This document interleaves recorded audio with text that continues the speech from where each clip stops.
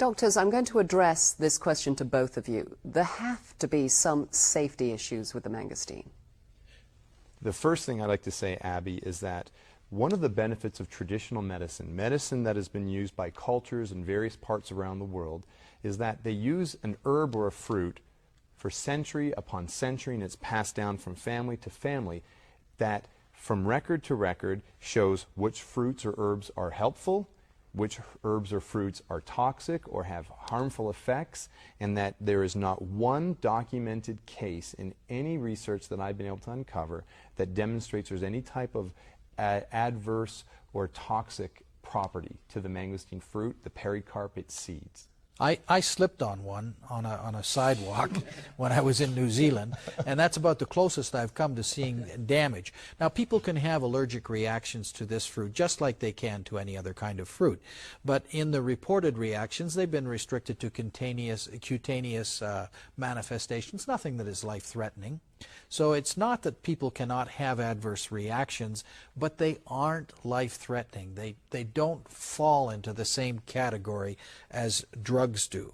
And, you know, you just have to wonder, why would you ever use a drug which has the potential for disaster when a mangosteen or a fruit or some other edible element that is in nature could possibly give you the same kind of an effect?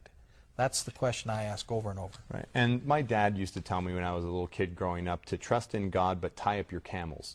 And so if you really want to make sure that things are safe, what we did is direct 2 studies that were toxicity studies done with laboratory rats, megadosing the mangosteen fruit in different concentrations to a group of rats over a month. And in macroscopic and microscopic examination of the tissues of the rats, there was nothing that showed any type of pathological manifestation. The only change in behavior that was noted was that the rats were running out and sharing their mangosteen with friends. Which brings me to the next question. I think everybody's thinking of stockpiling the mangosteen right now. Is there a limit to how much we should be taking? Well, you know, with the rat studies, there were no toxic limits. When you do studies like this, you try and establish some dose at which the animal or the person that you're using with is going to have adverse effects. We didn't ever find that toxic level.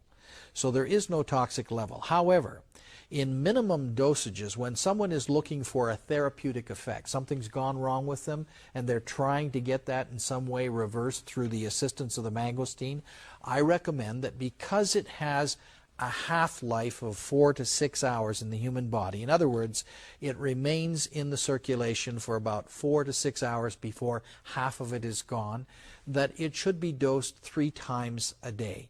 Now, that's uncomfortable to have to take something 3 times a day, but that's the fact. And you would start with at least 1 ounce per dose, 30 ml for those who may be in a different system than we have here.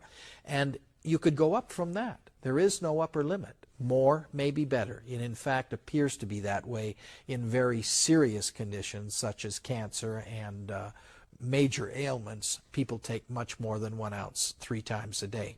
However, when you're looking for the benefits of prevention, a single ounce a day seems to be all that you need.